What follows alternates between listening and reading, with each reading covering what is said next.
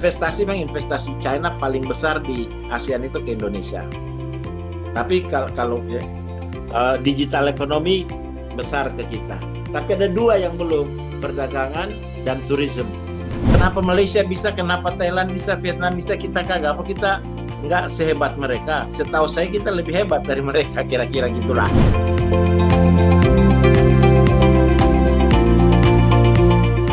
Halo Detikers, kita jumpa kembali bersama saya Alexander Sudrajat. Kali ini saya akan mengajak Anda untuk mengikuti perbincangan dengan Bapak Zhouhari Oratmangun, Duta Besar Republik Indonesia untuk Republik Rakyat Cina, yang kebetulan sedang berada di Jakarta untuk sebuah keperluan. Selain berbincang seputar isu pandemi kedua di kota Beijing khususnya, saya ingin lebih banyak menggali informasi dari Bapak Zhouhari seputar hubungan kedua negara, khususnya terkait kerjasama di bidang ekonomi, perdagangan, dan investasi. Untuk jelasnya, mari kita ikuti langsung perbincangannya berikut ini. Halo Bapak Zhouhari Oratmangun, apa kabar? Kabar baik, apa kabar Mas Sudrajat, Kang Ajat? Alhamdulillah saya baik. Pak Jo sekarang posisi di mana ini? Di Beijing atau di mana ini? Oh, saya baru sampai Jakarta nih. Baru sampai Jakarta, ada urusan keluarga. Jadi kita menghindar dari Beijing. Kan sudah 6 bulan di Beijing saja, dan di rumah dan di kantor saja. Tapi perjalanan lancar. Kan katanya Beijing lagi di lockdown tuh. Enggak sih, enggak di lockdown sih. Kalau lockdown kayak Wuhan dong. Diperketat saja ya, karena kan dengan munculnya kasus baru di sana itu memang diperketat. Jadi begitu kita di airport, pemeriksaan ketat, harus kita ikuti semua prosedur protokol kesehatan. Kemudian di Hong Kong juga waktu transit. Kemudian di penerbangan kita lakukan protokol kesehatan, pakai masker, kalau lebih aman lagi pakai pelindung muka itu face shield. Tetapi servis yang lainnya berjalan lancar, asal kita masuk Jakarta juga protokol kesehatannya bagus. Dicek PCR test saya sebelum ke sini, kan saya lakukan PCR test di sana. Di Beijing PCR test hasilnya negatif. Lalu kemudian diukur suhu badan, diukur denyut nadi, dan kadar oksigen dalam tubuh. Itu diperiksa teliti semua. Untuk keluar dari airport itu saya harus lalui 1, 2, 3, 4 kali pemeriksaan. Pak, sejak munculnya kasus baru di Beijing, aktivitas perkantoran perekonomian tetap berjalan, hanya dibatasi, lebih diperketat atau tutup total? Oh enggak, kalau tutup enggak, itu yang diisolasikan hanya daerah pasar yang ditemukannya kasus tersebut dan pemukiman di sekitar pasar. Lalu kemudian sejak itu lalu daerah tersebut dibuka tutup begitu. Sementara di bagian Beijing lainnya kan sudah berjalan seperti biasa, perkantoran, restoran, dan lain-lain. Cuma sekarang karena sejak Januari itu sudah semua disiplin menjalankan protokol-protokol kesehatan, jadi social distancing dan lain-lain. Jadi ya itu semua diaktifkan lagi begitu. Jadi kelihatan bahwa masyarakatnya yang disiplin ya, karena pada saat kasus pertama muncul, kasus di pasar muncul, itu kemudian semua itu yang sudah terdeteksi selain di pasar dan di kompleks perumahan itu dilakukan tes PCR. Dihimbau supaya semua yang pernah ke pasar itu juga di tes PCR, dan mereka lakukan semua. Jadi sudah 20-an rumah sakit yang melakukan tes PCR, jadi bisa terdeteksi. Nah, trennya juga sekarang kan mulai menurun. Sekarang seperti kemarin saya baru terima laporan itu di Beijing, itu sudah menurun jumlah yang terjangkit dibandingkan dengan hari-hari sebelumnya. Jadi curve-nya mulai menurun lagi. Lalu kemudian memang dibatasi pergerakan antar kota maupun pergerakan atau penerbangan ke luar negeri. Kan kemarin-kemarin penerbangan dalam negeri itu sudah berjalan lancar sekali. tapi dengan ditemukan kasus baru itu, dan pemerintah memang bertindak cepat ya. Di sana kan kita pakai health kit itu, jadi setiap kita masuk di pasar, bahkan pasar tradisional, saya sering ke pasar tradisional, kita harus di-scan health kit kita. Jadi semua yang ke pasar-pasar tersebut itu ya diketahui dari health kit-nya kan, oh dia di sini, dia sedang ada di mana, lalu dihubungi. Selama pandemi COVID sekitar 3-4 bulan, neraca perdagangan Indonesia-China seperti apa, Pak? Dalam catatan Pak Johari. Ada catatan saya nggak, atau saya cerita dulu kondisi 2019 kira-kira gitu ya. Biar ada perbandingan ya. Biar ada perbandingan. 2019 itu memang sedang luar biasa ya hubungan ekonomi kita dengan Tiongkok. Contohnya saya mulai dari investasi. Investasi itu ini realisasi karena kita pakai data dari BKPM. Itu realisasi investasi China di Indonesia tahun lalu itu naik 95,6%. Jadi kalau China plus Hong Kong itu sudah number one sekarang 2019 nih sebagai investor di Indonesia. Kalau China sendiri number two, number satu masih tetap Singapura. Tapi China kan di Hong Kong kita gabung itu jadi nomor satu. Nah, investasinya pun itu kita arahkan itu berkembang memang di 2019 ke sektor-sektor yang akan memberikan value added, nilai tambah kepada kita ya. Contohnya itu kita konsentrasi pada produk-produk turunan dari nikel.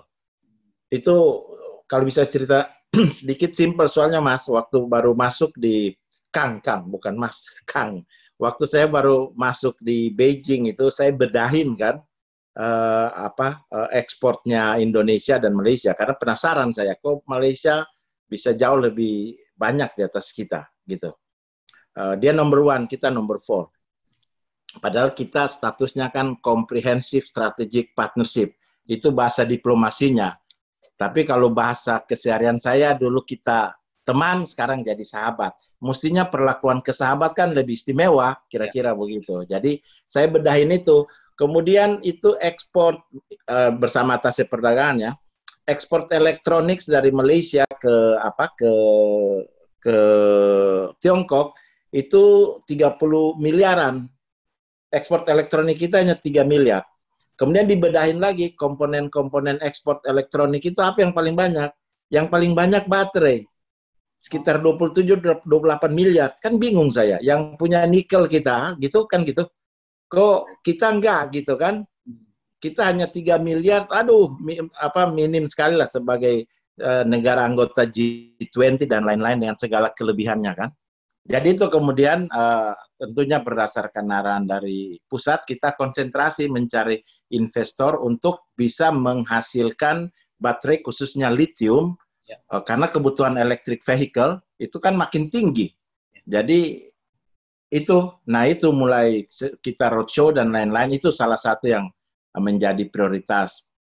Jadi kemudian bisa meningkat signifikan di tahun 2019. Yang ketiga itu saya sebut tourism economy. Kenapa? Karena kontribusi ekonomi tourism kan itu early harvest, cepat hasilnya dirasakan oleh masyarakat. Pengalaman di Manado tuh Pak Gubernur Sulut punya cerita banyak mengenai itu. Itu langsung terasa oleh masyarakat. Sekarang misalnya COVID begini kan sektor industri turun kan sangat terasa oleh masyarakat. Nah, tourism economy itu juga yang kita promosikan baik ke Indonesia melalui Bali maupun ke 10 yang kita sebut Bali Baru. Ada beberapa daerah yang memang menonjol. Itu meningkat sudah 2,1 juta turis dari China yang datang. Nah ini yang keempat kemudian yang saya injeksikan ini sesuai instruksi Presiden juga semua ya. Itu digital ekonomi.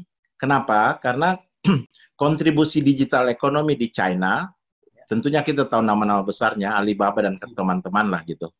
Itu kan nyaris 30% ke GDP-nya dan itu kan baru for the last 20 years ya, baru 20 tahun terakhir. Nah, kita itu diprediksi oleh banyak institusi-institusi internasional itu leading untuk digital ekonomi di kawasan Asia Tenggara. 2025 nilai digital ekonomi di ASEAN itu akan 250 miliar US dollar.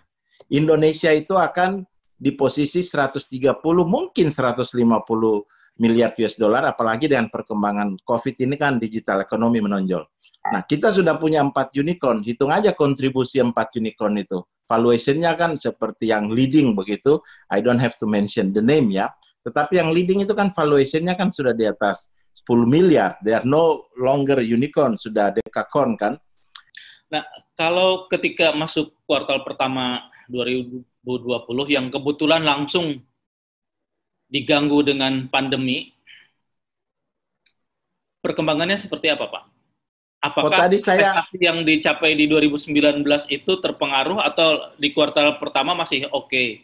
Dan di kuartal kedua mungkin, Pak? Yang saya ketinggalan tadi, perdagangan kita di tahun 2019, tadi saya baru investasi. Perdagangan kita itu naiknya itu signifikan juga.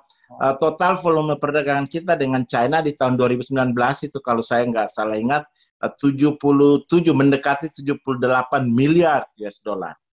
Jadi yang terbesar lah antara kita dan ini. Nah, menariknya itu di kuartal pertama itu untuk pertama kali perdagangan kita dengan Cina kita surplus.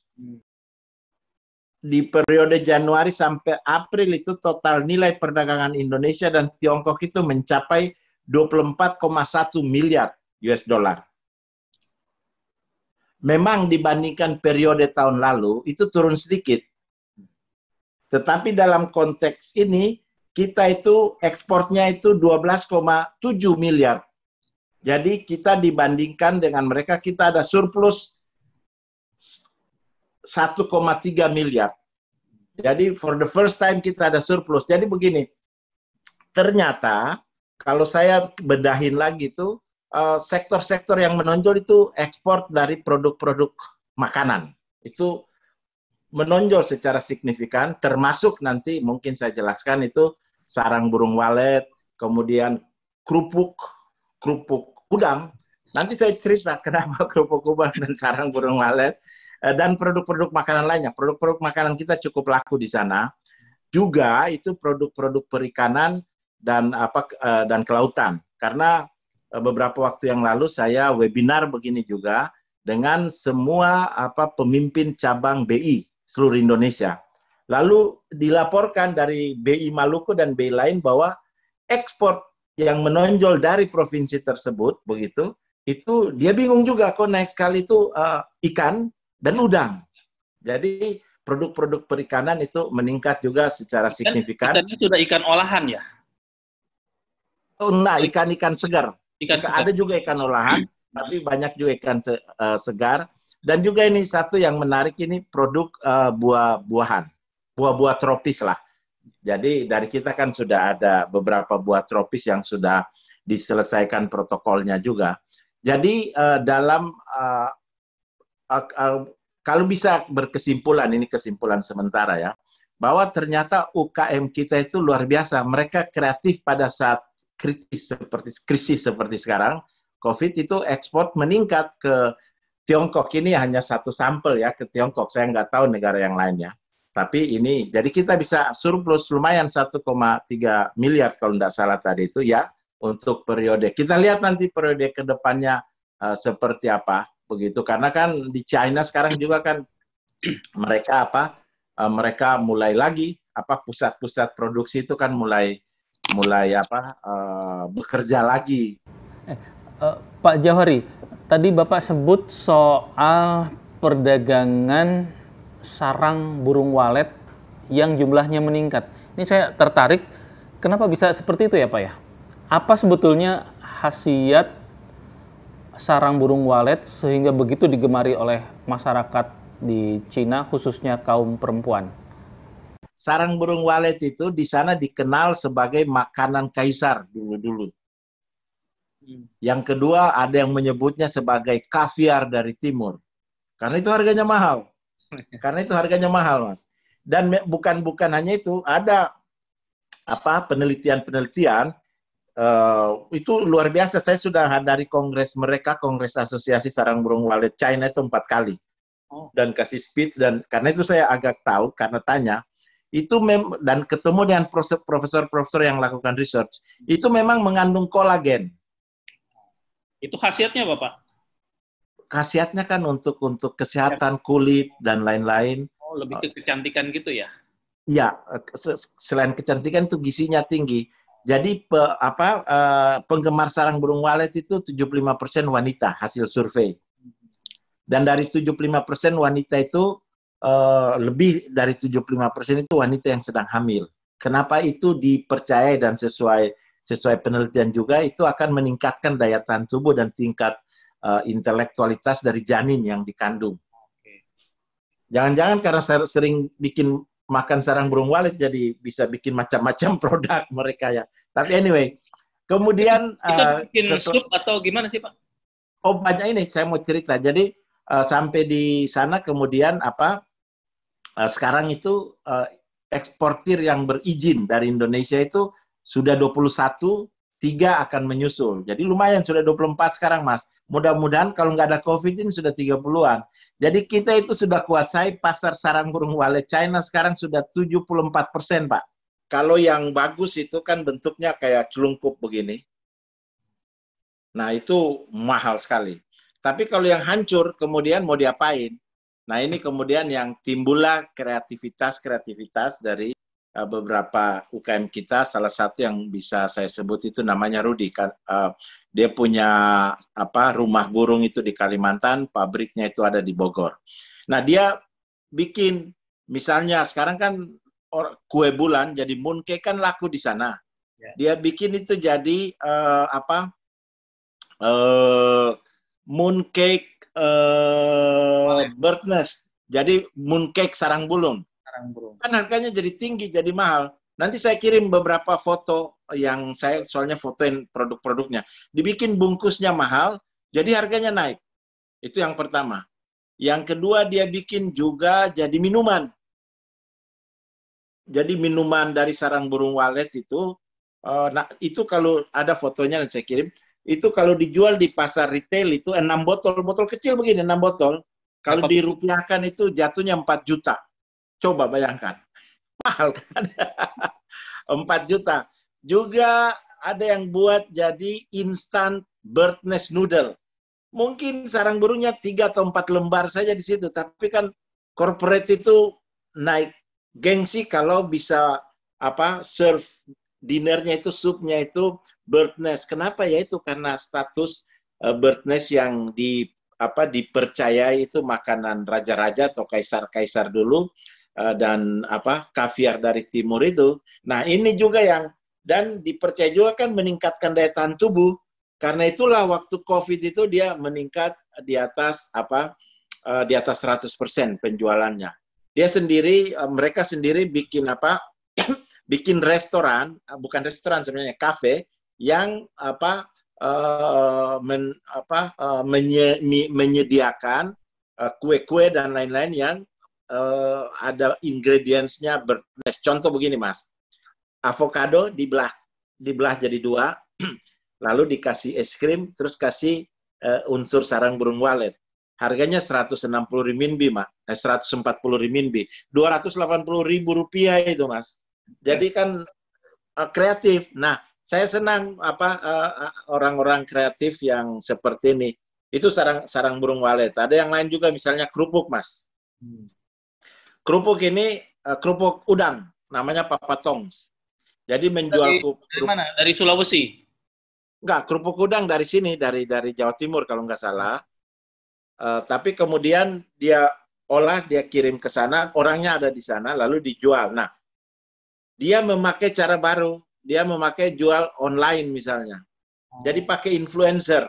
Ini karena saya sudah diminta juga untuk bantu jualan kerupuk dan lain-lain di influencer ini. Di sana, mau aja. As long as itu produk Indonesia, why not? Begitu. Jadi contoh begini, Mas. Dia jual pakai influencer, dan di sana influencer biasa hanya muncul 6 menit, Mas. Dia pakai influencer paling top di sana, dia bayarin. Tapi dia yakin pasti hasilnya gede gitu. Jadi dan itu penjualannya itu paling maksimum di menit keempat sampai 6. Nah, waktu dia muncul 6 menit pertama itu, dijualnya itu 5 kontainer, Mas. Terjual.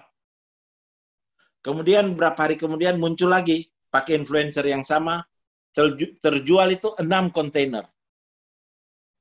Nah, kemudian yang ketiga, itu ya kita uji coba lagi, ketiga itu 6 menit itu 4 menit sudah 12 kontainer, Mas. Sorry, maaf. Sudah 8 kontainer, Mas.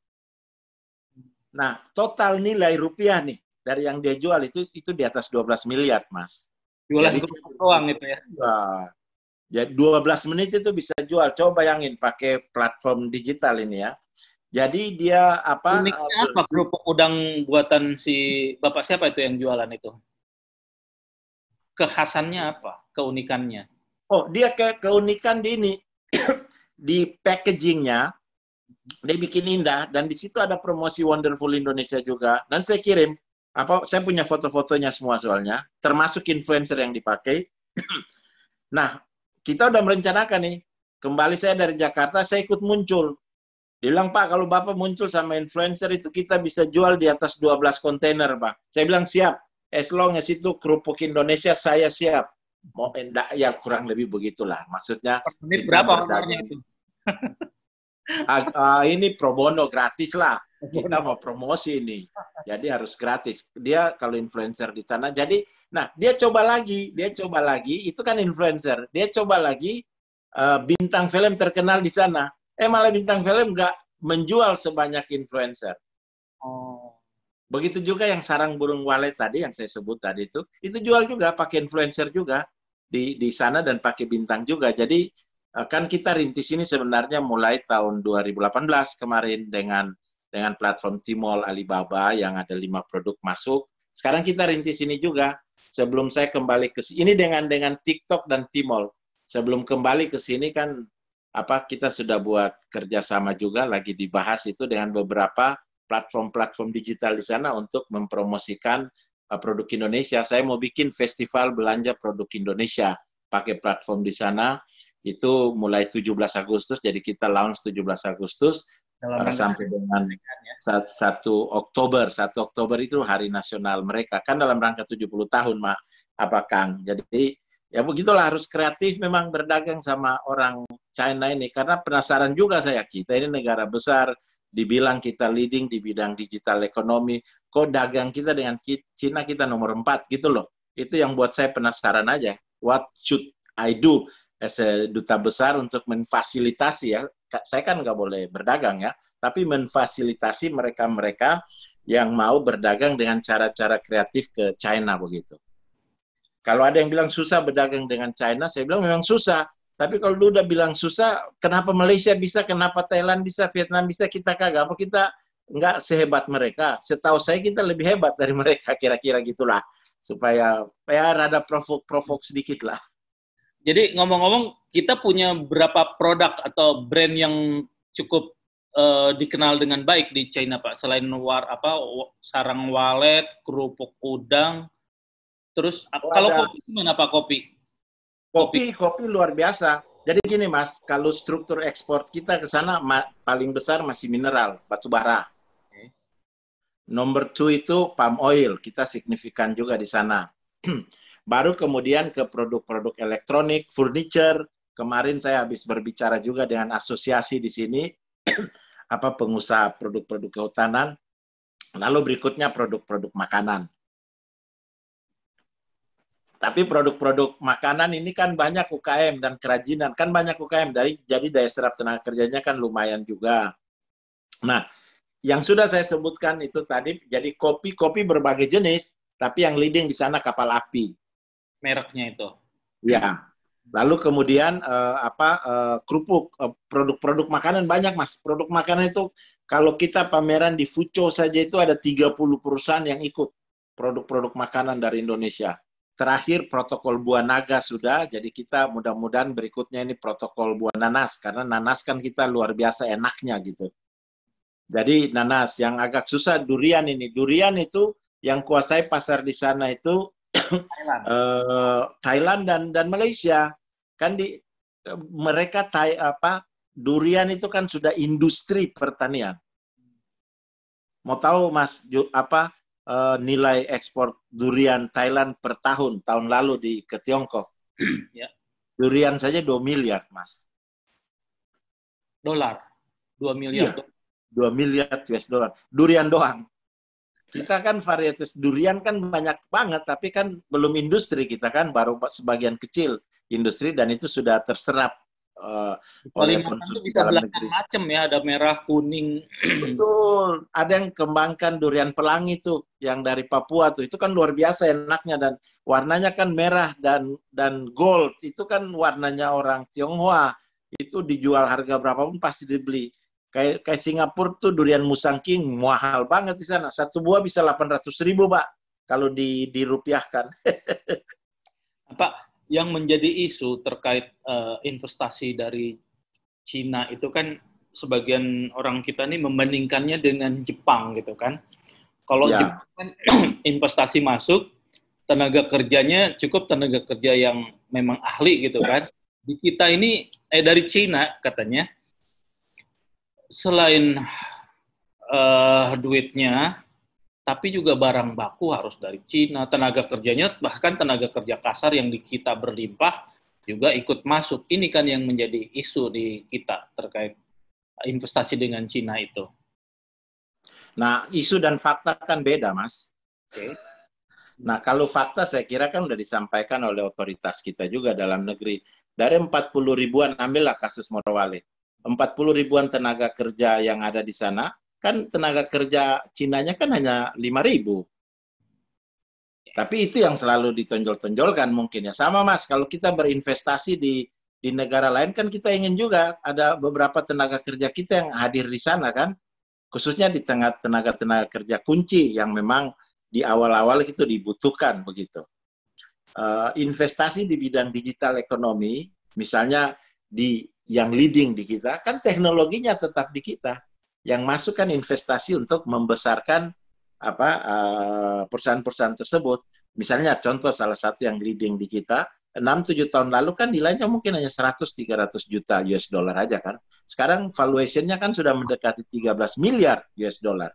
Pak Jo, selama berinteraksi dengan kolega-kolega Pak Jo sesama diplomat dari negara lain, mereka mengeluhkan hal yang sama nggak? Ada isu-isu semacam sentimen anti-China di masyarakat mereka, seperti yang terjadi di Indonesia dalam beberapa tahun terakhir ini?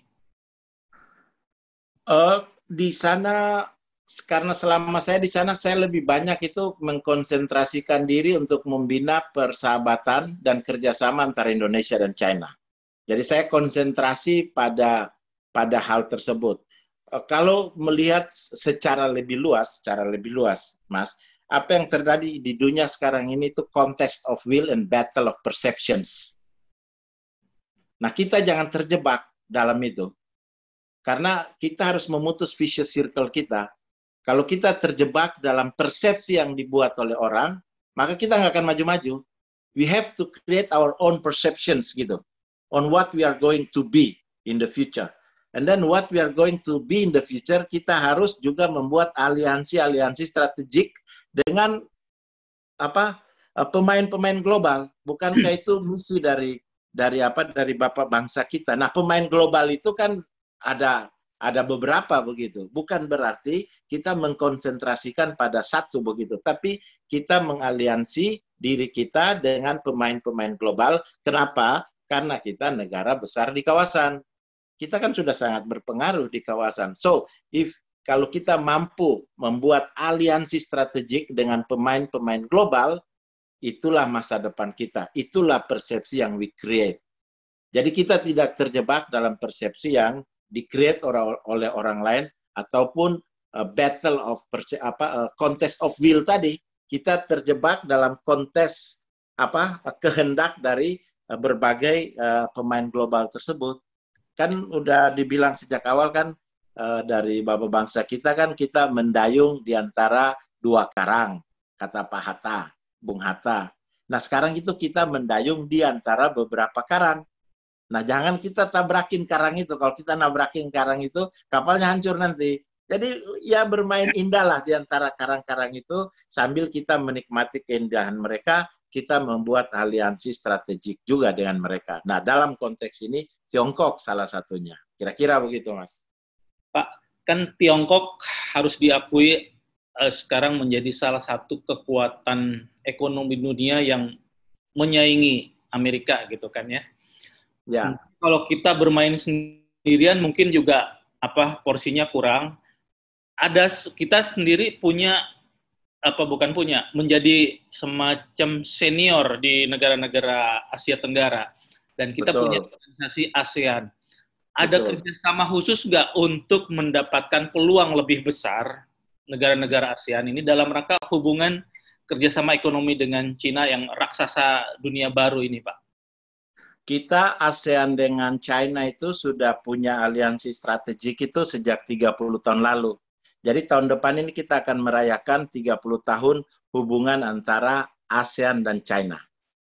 Nah, ini memang bagus sekali. Nah, itu di Beijing ada namanya ASEAN China Center. Itu sejak kapan, Pak? ASEAN China Center itu sudah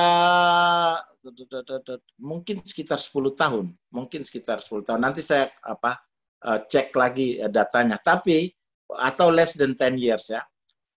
Tetapi supaya kita punya say di situ, saya tuh sudah masukkan satu orang Indonesia jadi direktur di sana. Dan the only ASEAN member states yang jadi direktur di situ.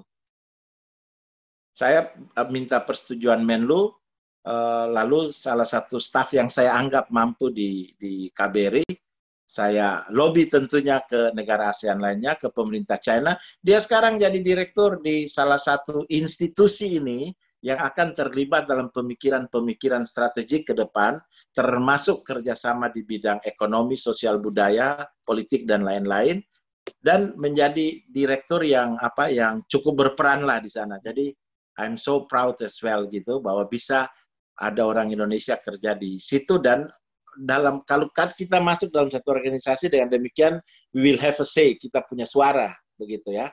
Nah, dalam konteks itulah kerjasama antara ASEAN dan Tiongkok itu meningkat secara signifikan. Bagaimana istilah saya itu, performance politik luar negeri kita ini luar biasa, baik pada tatanan global maupun tatanan regional. Bagaimana performance politik itu bisa kita buat untuk mendapatkan benefit ekonomi. Nah, itu yang menjadi tugas kita bersama. Karena kita yang terbesar di ASEAN, mestinya porsinya itu kita dapat cukup signifikan. Kalau investasi, memang investasi China paling besar di ASEAN itu ke Indonesia. Tapi kalau digital ekonomi besar ke kita. Tapi ada dua yang belum, perdagangan dan tourism. Perdagangan number 1 itu masih Malaysia, kita nomor 4. Lalu kalau tourism, mungkin karena faktor jarak dan dekat dan lain-lain, karena bisa pakai kereta, Thailand number 1. Tapi kan kita tourism jangan lihat kuantitasnya, kita lihat kualitasnya. Bagaimana kontribusi dari spending per orangnya itu dibandingkan dengan yang lain. Nah, kalau dalam konteks itu, even though dari segi jumlah itu kita tidak sebanyak yang lain, tetapi dari segi spending, karena kita usahakan untuk guide turis-turis yang berkualitas, itu dari segi spending mereka banyak. Jadi kita nggak kecil-kecil amat. Ini saya lagi dengan teman-teman dari KBRI lagi mempromosikan juga hashtag ini. Kalau selama ini kan kita sudah terbiasa, bukan hanya kita, hampir seluruh dunia tuh, work from home.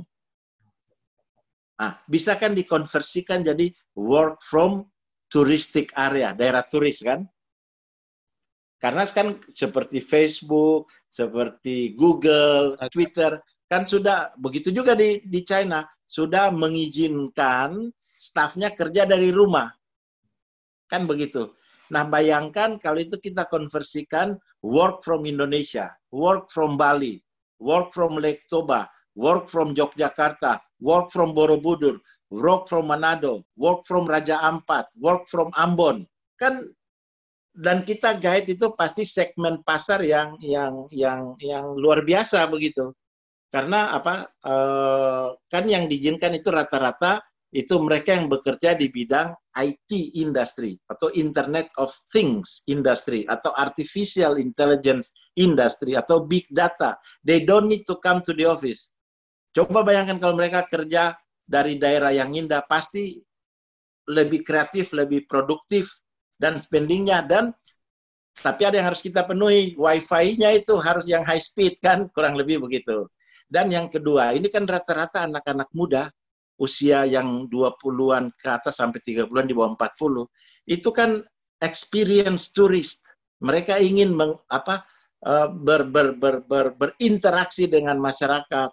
Mereka akan tinggal di hotel-hotel, beauty hotel. Mereka akan tinggal dengan hotel-hotel yang dibuat oleh masyarakat dan lain-lain. Experience, mereka ingin makan makanan lokal, mereka ingin berpakaian lokal, hadir dengan budaya lokal, ingin tahu budaya lokal sambil bekerja. Itu kan luar biasa. Kemarin saya di Phoenix TV di Tiongkok dan di berbagai wawancara dengan media sudah saya mulai itu, dan mereka kaget juga begitu. Oh, that's a very brilliant idea, Ambassador, katanya. Why not? Yes, why not? Tapi kalau di sana kan saya bilang, then you can sell China juga ke yang lain, work from China kan gitu untuk turis-turis yang lain kan mereka punya daerah wisata yang indah-indah juga. Jadi tapi work from Indonesia, work from Bali, work from Yogyakarta, work from Maluku, itu hashtag yang mungkin menarik. Pak Jo, selain soal investasi tadi Pak Jo, memang kita mengarah ke nomor 1 ya dari China itu. Tapi ada kekhawatiran tersendiri bahwa investasi China, karena nggak cuma ke Indonesia, ke banyak negara di betul. Ini dikaitkan dengan obor, One Belt, One Road, atau jalur sutra barunya China untuk menguasai dunia. Nah, ini persepsi atau kekhawatiran sementara masyarakat kita ini beralasan enggak dengan apa yang sudah berlangsung sekarang ini? Kalau dari Pak Jauhari ya sebagai diplomat. Saya kira sekarang namanya BRI, Belt and Road Initiative. Oh, BRI. Okay. Jadi memang daya tawar kita kan mitra sejajar. Jadi daya tawar kita dengan Tiongkok juga beda. Jangan dibandingkan juga daya tawar kita daya tawar kita dan Tiongkok dibandingkan dengan negara yang lain. Saya jangan sebut nama ya. Yang mungkin posisi daya tawarnya jauh di bawah kita. Jelas beda gitu. Dalam hubungan antar negara, posisi daya tawar itu menentukan juga. Apakah itu dengan China, apakah itu dengan pemain-pemain kuat lainnya di dunia. Nah, itu yang kemudian kita lakukan, bahwa dalam konteks Belt and Road ini kita sinergikan. Bahasanya itu kita sinergikan juga dengan poros maritim kita. Jadi bukan terus kita terima aja, enggak, kita runding. Proses perundingannya cukup makan waktu, dan kita lakukan itu bahwa you harus investasi dalam konteks BRI, Belt and Road Initiative, itu juga dengan kepentingan kita, dengan poros maritim kita. Dan mereka setuju. Lalu dapatnya itu adalah sinergi antara poros maritim dan Belt and Road Initiative. Nah, kita dapatnya kemudian 4 koridor ekonomi. Jadi koridor ekonomi pertama itu Sumatera Utara, koridor ekonomi kedua itu di Kalimantan Utara, koridor ekonomi ketiga itu di Sulawesi Utara, ini utara semua ya, dan koridor ekonomi keempat itu adalah Bali. Nah, jadi dari 4 tempat itu kan kita bisa kita kan nggak sekedar investasi yang didrive oleh mereka, tapi investasi yang didrive oleh both sides, oleh kedua-duanya.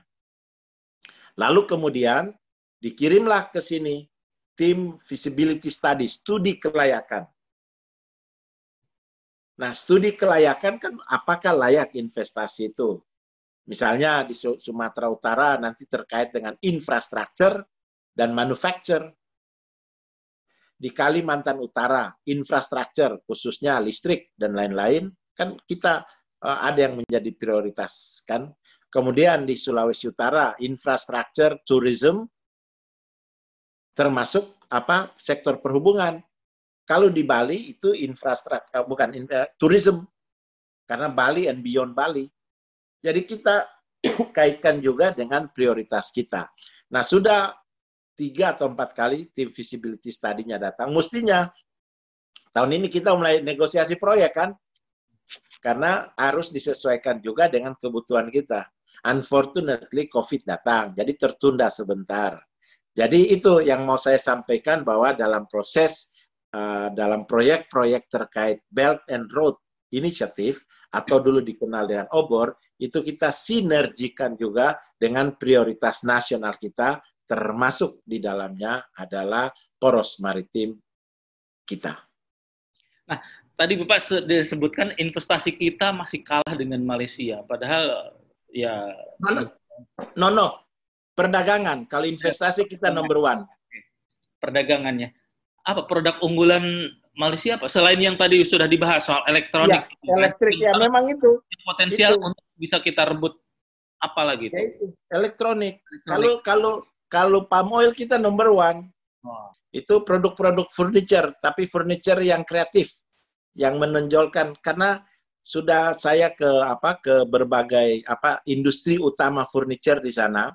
Dan pembuat-pembuatnya, investor-investornya sudah saya kirim ke Indonesia tahun lalu, udah KBRI kirim ke Indonesia tahun lalu, sudah berkunjung ke Jawa Tengah dan lain-lain.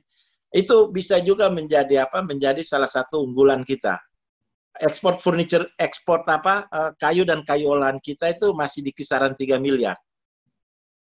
Masih punya potensi untuk bukan merebut tapi mengambil porsi. Untuk terhadap kelestarian lingkungannya sudah oke juga nggak Pak? Kayak di Eropa kan misalnya, lu ekspor, lu jual produk furniture lo dengan desain terbaik, tapi kayunya juga gue mau lihat nih sertifikatnya. Betul. Legal atau enggak gitu. Itu berlaku di Cina. Berlaku di sana. Karena itu kalau bisa saya lanjut ke depan. Kalau kita mau konsentrasi pasca COVID ini ada 4 sektor menurut saya ya. Menurut orang lain bisa beda ya. Tapi untuk investasi buat kita itu kita akan konsentrasi di tourism, kemudian digital economy, kemudian yang terkait dengan electric vehicle, yang keempat apa lagi saya pikir. Tetapi untuk pasca produk-produk makanan, buah-buahan dan lain-lain. Itu untuk dagang, bukan untuk investasi. Nanti saya pikir ada satu lagi, kemarin saya baru presentasi kok. Tetapi untuk pasca COVID ini ada hal-hal yang bisa kita rebut peluangnya. Pertama itu karena selama COVID ini lalu kita perhatian pada healthy lifestyle. Jadi hal-hal atau produk-produk yang terkait dengan healthy lifestyle itu akan menonjol. Begitu juga di China. Salah satunya healthy food. Healthy food itu termasuk kalau bisa dikaitkan dengan herbal juga. Kenapa? Semua termasuk di China itu salah satu produk yang bisa meningkatkan daya tahan tubuh sehingga tidak mudah terjangkit oleh COVID adalah herbal. Yang kedua digital economy. Sekarang kan kita lihat produk-produk yang bukan produk-produk platform digital yang terkait dengan online selling, delivery dan lain-lain kan meningkat hampir 100% bahkan 200%. Tuh cek aja tuh nilai-nilai mereka yang ada di Indonesia itu naik luar biasa selama 6 bulan ini kan. Nah, ini salah satu industri yang menonjol. Yang ketiga yang disampaikan Mas tadi, kita sadar bahwa bukan hanya di sini, di berbagai belahan dunia, bahwa selama kita work from home, tinggal di rumah saja, stay at home, itu langit jadi cerah. Jadi orang akan memberikan perhatian yang lebih kepada aspek environment, protection of the environment, dari kan konsep sustainable development. Sustainable development itu kan punya 3 pilar, sosial, ekonomi, dan environment, perlindungan lingkungan hidup. Nah, aspek ketiga ini akan semakin diperhatikan orang. Jadi produk-produk yang terkait dengan environmentally friendly atau protection of environment itu akan menjadi produk atau industri yang diminati banyak orang. Nah, salah satu juga yang saya lihat menonjol dan bisa kita rekapitulasi dari situ itu empathetic society. Dimanapun, di belahan dunia manapun, termasuk di kita kan gotong royong. Itu muncul perasaan empatetik dari kita terhadap tetangga kita, terhadap orang yang membutuhkan bantuan dan lain-lain. Begitu juga di Eropa, begitu juga di Amerika, begitu juga di Tiongkok. Berarti yang akan menonjol bukan hanya corporate social responsibility, tapi juga individual social responsibility. Jadi dari manusianya yang punya penghasilan yang lebih, pasti akan membantu orang dalam posisi harus dibantu. Saya kira itu di Indonesia sekarang munculnya di berbagai tempat itu. Pak Jo, terima kasih banyak sudah berkenan berbincang dengan kami dari Detikom.